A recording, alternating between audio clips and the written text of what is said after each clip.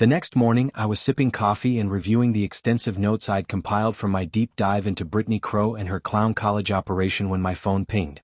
The alert from my doorbell camera appeared on screen. Motion detected. I tapped the feed and nearly choked on my drink. There she was again. Brittany Crow, standing in front of my house like she owned it, or maybe like she was auditioning for the role of generic government agent number 3 in a low-budget crime drama. This time she traded in the hot pink blazer for a navy blue one, the kind of polyester number you'd find on the clearance rack of a failed office supply chain. She'd accessorized it with several oversized, gold-plated badges that looked like they'd been purchased from a novelty store or maybe fished out of a Halloween bin marked authority figures, $2 each. She was holding what appeared to be a much thicker stack of papers than before and wore an expression of smug self-satisfaction that made me immediately wary. She clearly thought she was about to win whatever game she believed we were playing. I stepped toward the door, flipped the lock, and opened it just wide enough to let my presence be known without making myself a full target. "Mr. Whitaker," she announced triumphantly, "I have a court order here requiring immediate inspection of all firearms on the premises.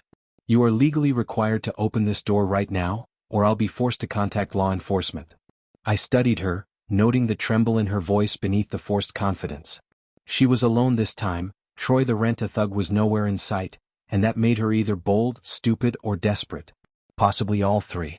I reached out and took the document she shoved toward me, already anticipating the kind of amateur hour I was about to witness. It didn't disappoint.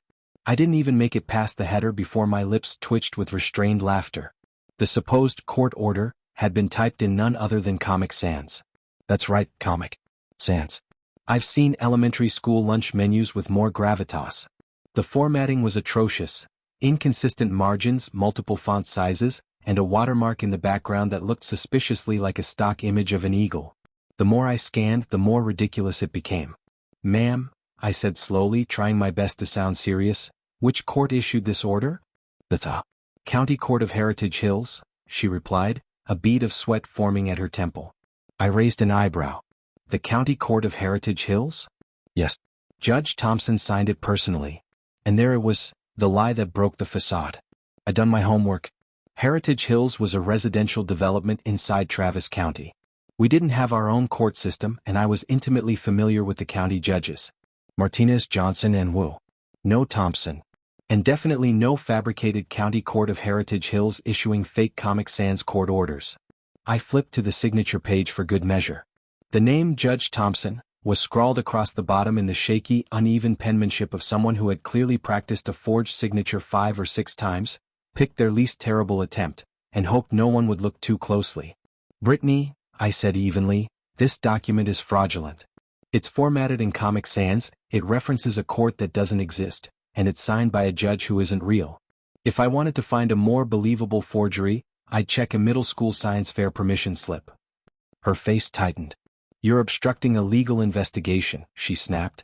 "I could have you arrested for this." That was when I knew she was unraveling. Real law enforcement doesn't get panicked when you ask to verify a court order. They don't yell. They don't bluff. And they sure as hell don't use novelty fonts. "Let me be crystal clear," I said, stepping forward just enough for her to feel the presence I'd honed through years of commanding soldiers in high-stakes operations. "You are on my private property, attempting to enforce a fake court order, impersonating a government authority, and threatening legal action without basis. I'm giving you 2 options. Walk away right now or stay here and wait for the real police, because I'm calling them either way."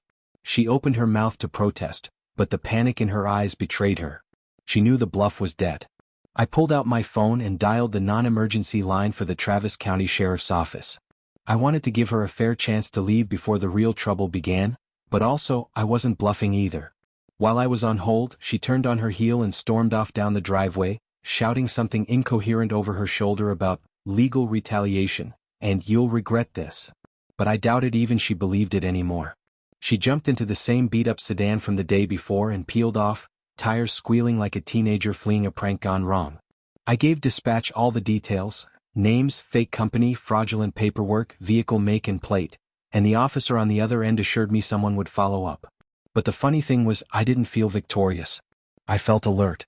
Watching Brittany unravel had confirmed my instincts, but it also reminded me how dangerous desperation can be.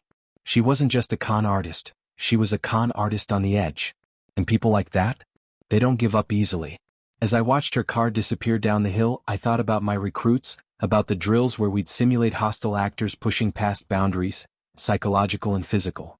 I remembered the most important lesson I used to drill into their heads. Never underestimate a person who thinks they've got nothing to lose. And as I looked down at that absurd document, still trembling slightly in my hand, I realized this wasn't over. Not even close. I wanted to see their paperwork for myself. If they were truly legit, they'd encourage it. No one with nothing to hide objects to verification.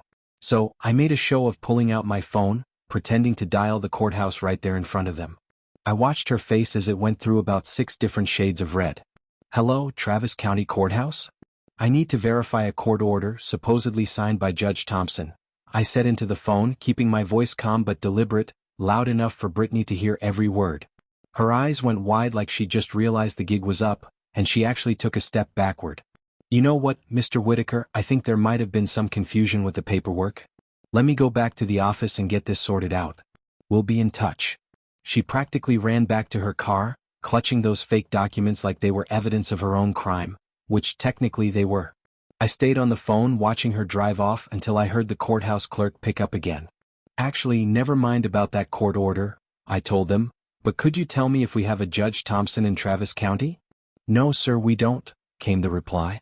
And if someone's showing you fake court orders, you might want to call the sheriff's department.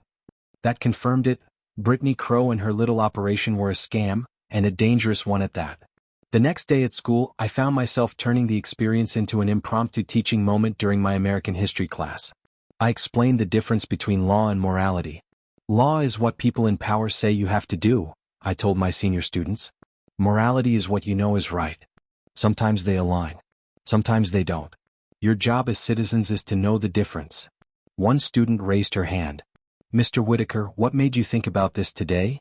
I smiled and said, let's just say sometimes lessons come when you least expect them. That evening, I decided I wouldn't just wait for Brittany's next move. I was going to get proactive. I called the number on her fake business card and left a message. This is Dean Whitaker. I've been thinking about our conversation yesterday, and I want to cooperate with the HOA requirements. Could you come by this weekend to do the official inspection? I'd prefer to get this resolved quickly. It was time to see how far these two would push their scam, and more importantly, to start gathering the evidence I'd need to put an end to it once and for all. Friday afternoon, I was back in the garage, going through my now daily ritual of cleaning and organizing my grandfather's old gun collection, when something caught my eye, a tiny, almost invisible wireless camera tucked behind my air filter unit. About the size of a quarter, it blended perfectly into the shadows unless you knew what to look for. The model was cheap, something you could buy off the internet for $50, exactly the kind of surveillance gear amateur stalkers and wannabe spies use. The realization hit me like ice water. Brittany and Troy hadn't just stumbled onto my property by accident. They'd been watching me, studying my routines, probably cataloging every valuable item they could glimpse through the windows. This wasn't a random scam. This was targeted. A full-on operation. I left the camera where it was, but I adjusted my behavior, blocking its view whenever I handled anything valuable, and being cautious about what I said within earshot. Meanwhile, I set up my own surveillance system. 3 discrete cameras positioned to capture every angle of the front door and driveway, plus audio recorders to pick up every word of the upcoming confrontation.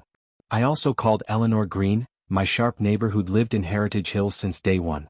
I asked if she'd be willing to serve as a witness during the inspection. Dean honey, I've been waiting 40 years for someone to ask me to help catch some criminals, she said with a grin. Saturday morning dawned crisp and clear, but I had a feeling peace was not on the agenda. At exactly 10 a.m., Brittany's beat-up sedan rolled into my driveway. This time she'd brought reinforcements. Troy was there, plus 2 additional people who looked nervous and confused.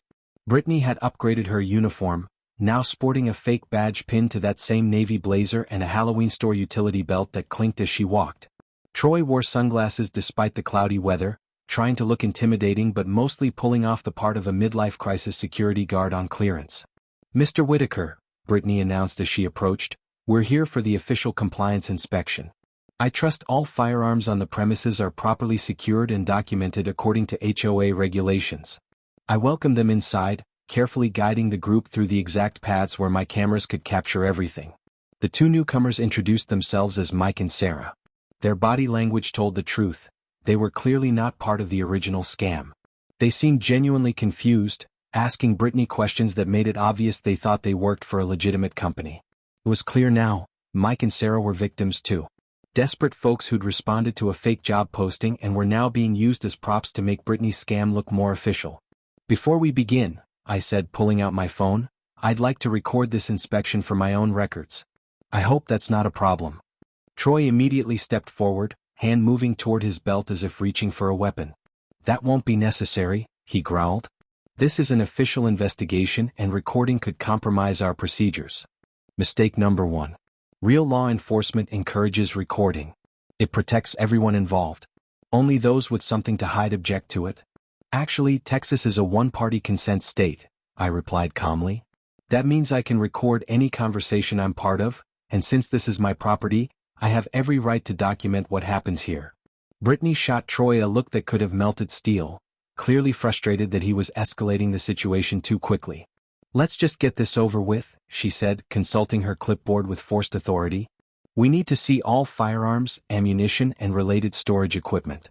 Additionally, there's been a complaint about unlicensed valuable items on the property, so we'll need to document those as well." There it was, the real reason behind this charade. They weren't just after my guns, they wanted a catalog of every valuable item so they could come back later and steal it. "I'm also going to need you to pay the inspection fee," Brittany added casually. $8,000 to cover processing and compliance costs, she said as if that number were perfectly normal. $8,000 for a fake inspection by fake authority figures with fake paperwork. I had to admire the sheer audacity, even as I silently tallied the felonies they were committing in real time. That's when I heard the most welcome sound of all, Eleanor's voice calling from the front door. "Dean, honey, I brought those HOA documents you asked for, the real ones." Eleanor walked in carrying a thick manila folder packed with official papers, and the look on her face when she saw the tense situation was priceless. "Oh my," she said with theatrical innocence. "Am I interrupting something official?" What I didn't know yet was that Eleanor had already made a call that was about to change everything, and Brittany was about to make the kind of desperate mistake that would expose the full scope of her criminal operation.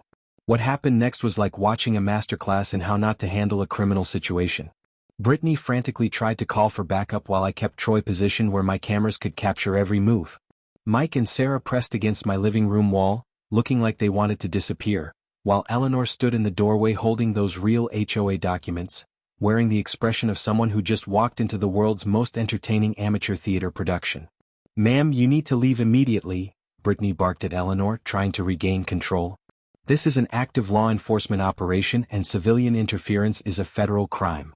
Eleanor looked at Brittany with a patient smile reserved for small children who've just said something adorable, and completely wrong. "Sweetie," Eleanor replied in her warm grandmotherly voice, "I worked at the county courthouse for 32 years. I know what law enforcement looks like. Honey, this ain't it." She opened her folder and pulled out a professionally printed document on official letterhead.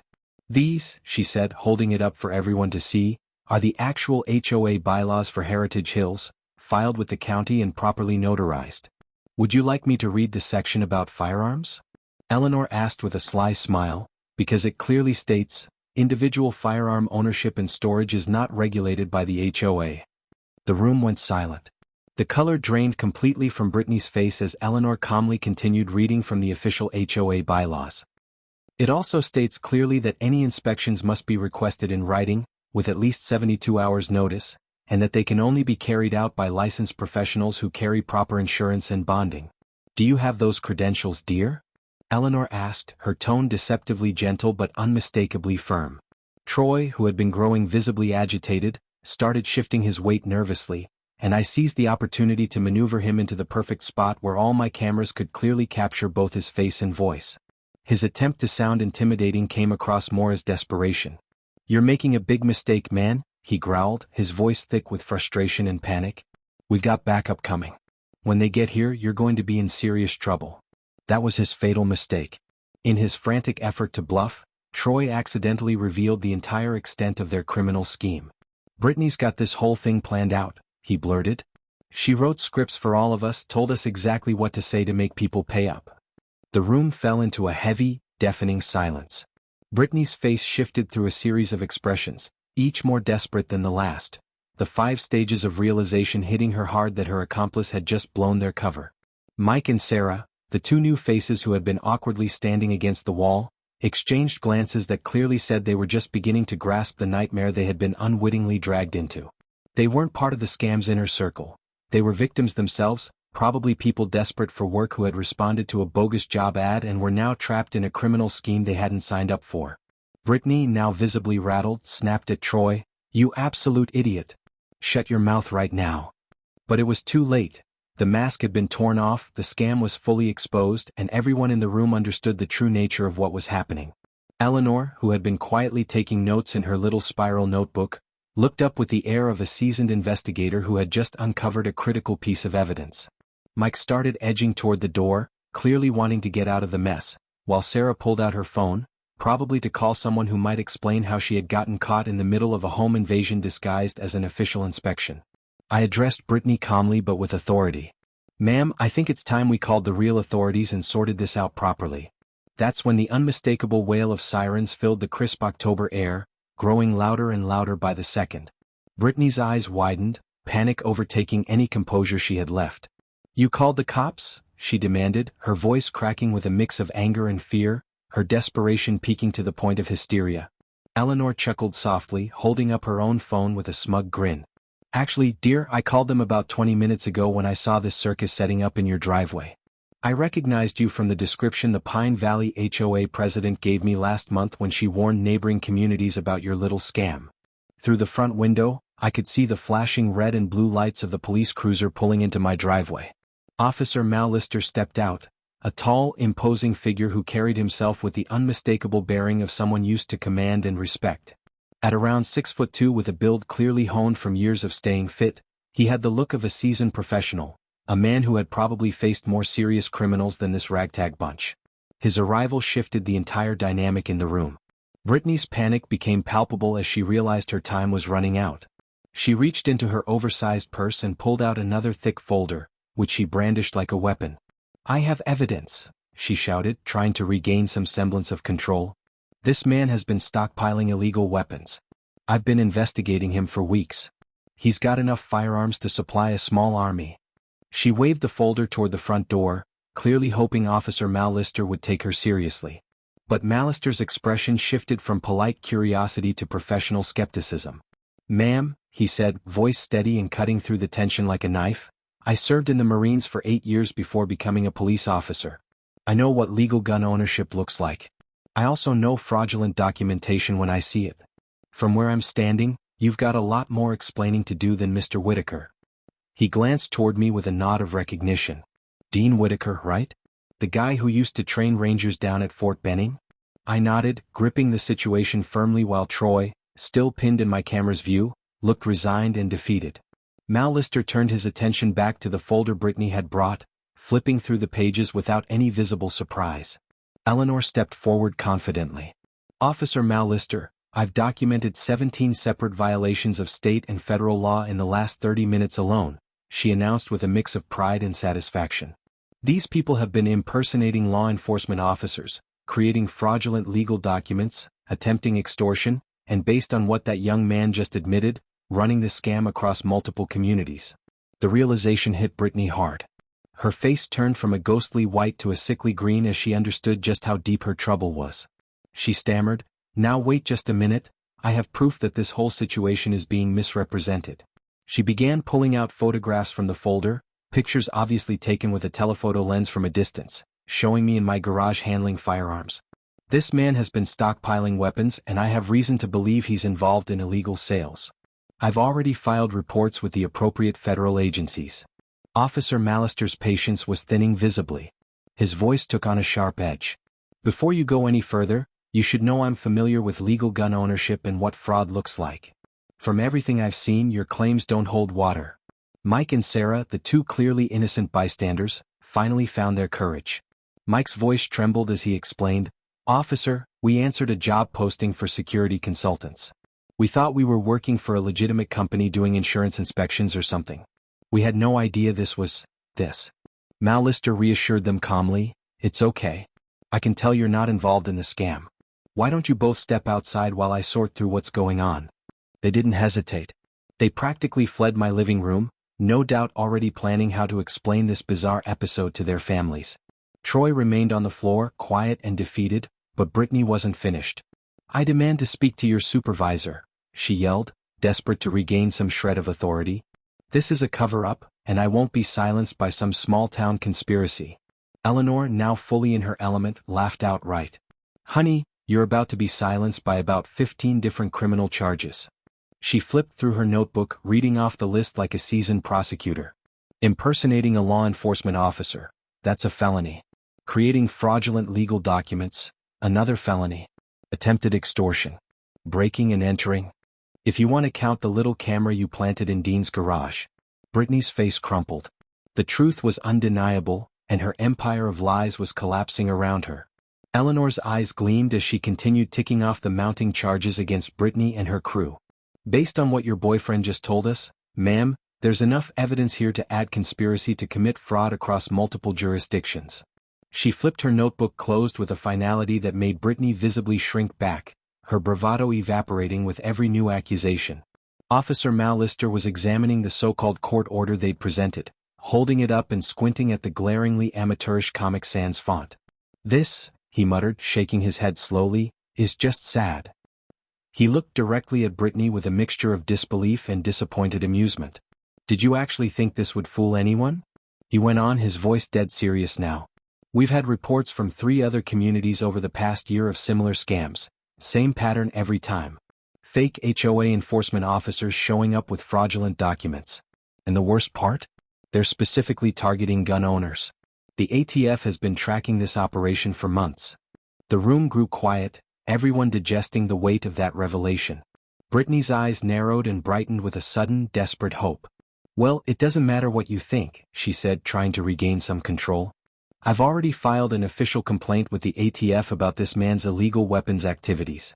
They're probably on their way here right now." For a moment, nobody said a word. Officer Mallister's eyebrows lifted, his gaze flicking to me as he silently asked, "Is this true?" After a pause, he addressed Brittany cautiously, "Ma'am, are you telling me you filed a false report with federal agents?" Brittany shrieked, defensive and frantic. "It's not false. I have evidence. Photographs, documents. Proof." Eleanor stepped forward, notebook in hand, her tone icy and matter-of-fact. "You have nothing but problems." She glanced down at her notes. "Filing false reports with federal agencies is itself a federal crime, and based on the information I received from the ATF office this morning when I called to verify your claims, you've already done this 3 times in the past 6 months." The silence that followed was so heavy it seemed to fill the room. Brittany's mouth moved wordlessly, her defenses crumbling. Troy groaned softly from the floor, the sound low and resigned. Officer Mallister looked at Eleanor with clear admiration, impressed by the thoroughness of her research. Just then, the unmistakable sound of another vehicle pulling up filled the driveway. A sleek black SUV with government plates rolled to a stop, and 2 men in sharp suits stepped out, moving with the purposeful no-nonsense gait of federal agents on official business. "Well," Officer Mallister said, eyes narrowing as he peered out the window, "I guess we're about to find out just how deep this rabbit hole goes." Brittany's face lit up with what she believed was vindication. "See? I told you they were coming. Now you'll see who's really telling the truth here." What Brittany didn't realize and couldn't have known was that I recognized one of the men stepping out of that SUV, a face I'd never expected to see again. The 2 ATF agents entered my living room with the kind of confident, measured professionalism that instantly set them apart from the parade of fraudsters and pretenders who had been cluttering up the space for the past hour. The older agent was tall and thin, with graying hair and a weathered no-nonsense face that spoke of decades in federal law enforcement. The younger agent, probably in his mid-30s with a muscular build that hinted at military fitness standards, was familiar, but I struggled to place him at first. Brittany practically bounced with excitement as the agents walked in, clearly convinced their arrival meant her triumph and my downfall. She rushed forward, waving her folder. "Agents, thank goodness you're here. This man has been threatening federal officers and running an illegal weapons trafficking operation right here in this neighborhood." The senior agent, whose badge identified him as Special Agent Williams, scanned the room with a methodical eye. His gaze settled on Troy still lying on the floor, then Officer Mallister with his notebook, Eleanor clutching her documentation, and finally me standing quietly, puzzled by the younger agent's intense stare. "Ma'am," Agent Williams said to Brittany, I'm going to need you to step back and let us assess the situation before you tell us what we're going to find."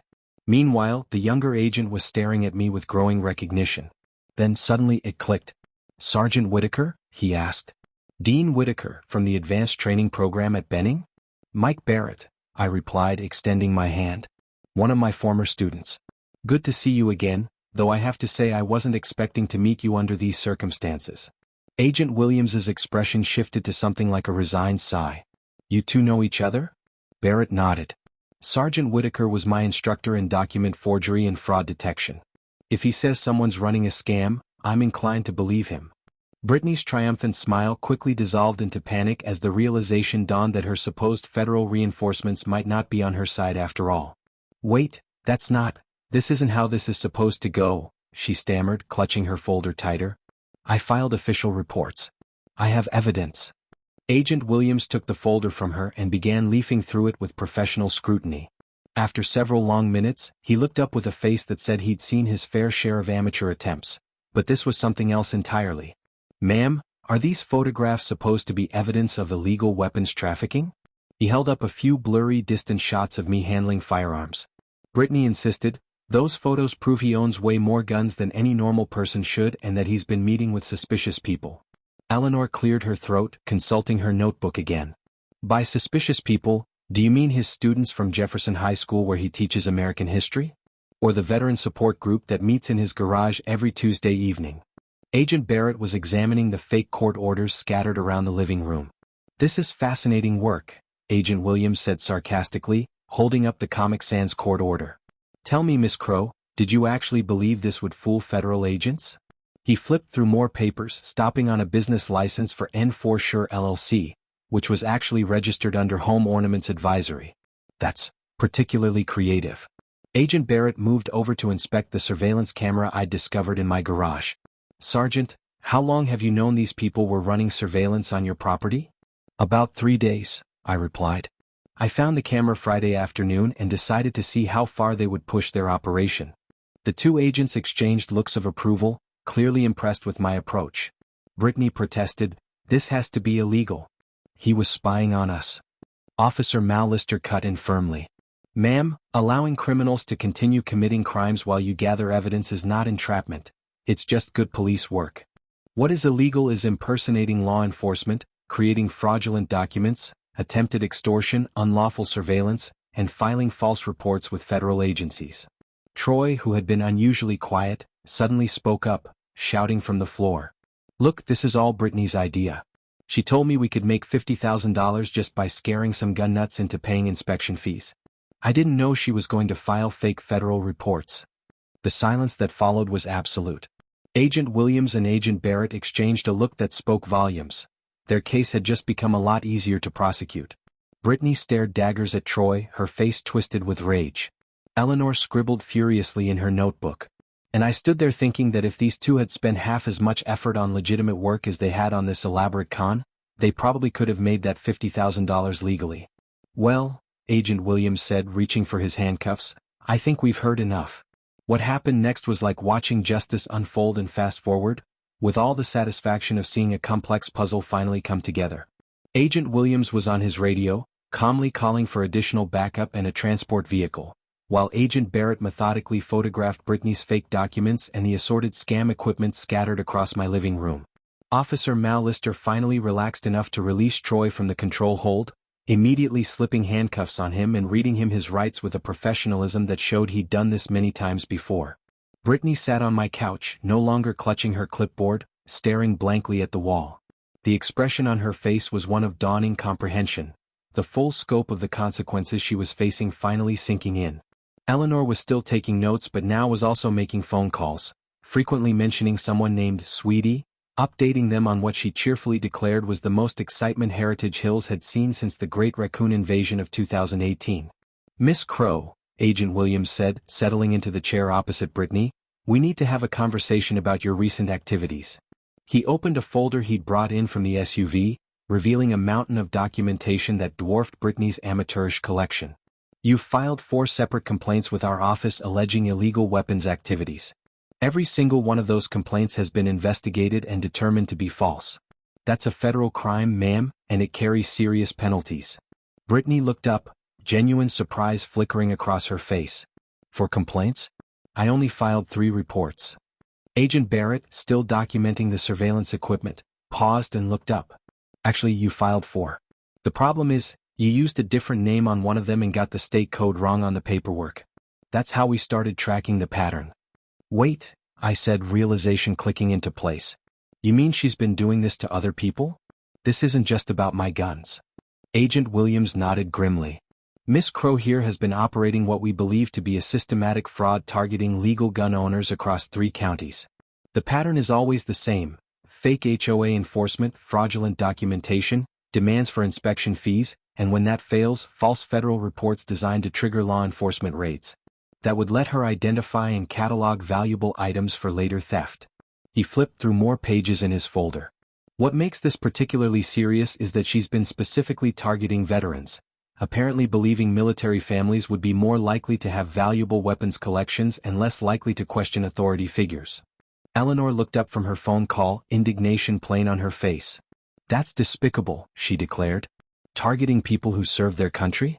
That's not just criminal, it's unpatriotic. Agent Barrett finished photographing and joined the conversation. What's interesting is how amateur the execution was, especially given the scope of the operation. The fake documents, the surveillance equipment, even the business registration. Everything was done just well enough to fool someone who wasn't paying attention but not well enough to stand up to serious scrutiny. He looked at me with what I could only describe as professional respect. The fact that you spotted the problems immediately and set up your own counter-surveillance probably saved several other families from being victimized.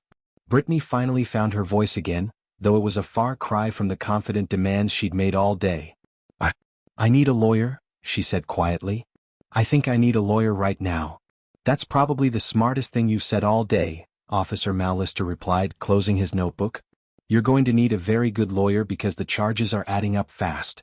Agent Williams began listing them off on his fingers. Federal charges include filing false reports with federal agencies, mail fraud if you used the Postal Service for any of this, wire fraud if you used electronic communications, and conspiracy to commit fraud. State charges include impersonating law enforcement officers, creating fraudulent legal documents, attempted extortion, unlawful surveillance, and probably a few more once we finish reviewing all the evidence. The list seemed endless, and with each new charge Brittany visibly shrank further into the cushions of my couch. Troy, now handcuffed and sitting on my floor under Officer Mallister's watchful eye, apparently decided this was a good time to try bargaining for a better deal. I can tell you about the other places we hit, he blurted desperately. There's a whole list of targets and I know where she keeps all the files. Brittany's head snapped up so fast I thought her neck might crack, and if looks could kill, Troy would have been reduced to a pile of ash on my hardwood floor. You shut your mouth right now, she hissed. Don't you dare. Ma'am, Agent Williams interrupted firmly, anything you say right now can and will be used against you in court. You might want to consider exercising your right to remain silent. But Troy was past caring about Brittany's opinion. She's got files on like 20 different families, he continued. Photos, schedules, property assessments, everything. It's all in a storage unit over on Riverside Drive. 2 hours later, my living room had returned to something approaching normal, though it would never quite feel the same after hosting what Agent Barrett called the most thorough takedown of an amateur fraud operation he'd ever seen in his federal career. Brittany and Troy had been transported to the county jail, awaiting their initial court appearances. Mike and Sarah had given statements and been released with assurances they wouldn't face charges for their unwitting involvement. Eleanor finally finished her phone calls, updating what seemed to be half the county about the day's excitement. The agents collected all the evidence, surveillance cameras, boxes of fake documents, all crucial for what was clearly shaping up to be a comprehensive prosecution. Sergeant, Agent Barrett said as he prepared to leave, I have to say this was textbook counterintelligence work. You identified the threat, gathered intelligence, controlled the situation, and provided us with everything we need to make sure these people never victimize anyone else. Agent Williams nodded in agreement. We'll need you to testify when this goes to trial, but based on the evidence and their confessions, I doubt that trial will last long. He handed me his business card. If you ever decide to come out of retirement and work for the federal government, give me a call. We could use people with your skills. As the agents drove away, Eleanor appeared with a plate of cookies that had seemingly materialized out of nowhere. She settled into my kitchen for what promised to be a lengthy debrief session. 3 months later, I was back in my garage cleaning the same Remington that had started this whole adventure when my phone rang. It was the prosecutor's office with the final word. Brittany had been sentenced to 3 years in federal prison and ordered to pay restitution to the 7 families she'd victimized, a total of over $180,000 in damages and fees. Troy received 18 months and a restraining order barring him from coming within 500 feet of any of her victims. The storage unit Troy mentioned contained plans to expand the scam to 5 more counties, potentially dozens of families who would never know how close they'd come to being victimized. More importantly, the Heritage Hills HOA had officially asked me to serve as their security consultant, a position with a modest salary and the satisfaction of protecting my community. That evening, I sat at my kitchen table with my grandfather's fountain pen, the same one he'd used to write letters home during World War II, and signed the contract making me the Heritage Hills Community Security Advisor. As I signed, I thought about how the skills I'd learned in the military had found new purpose in civilian life. How sometimes the lessons we teach come back to help us when we least expect it. And how a community of neighbors watching out for each other remains the best defense against those who try to take advantage. That's why I always tell my students, observe, assess. When you know how to apply those principles at the right time, nobody can fool you, especially not people trying to scam you with documents created in Comic Sans font and stamps bought on eBay. Have you ever encountered neighbors like these? Comment below. I'll be reading them over coffee and my grandfather's Remington.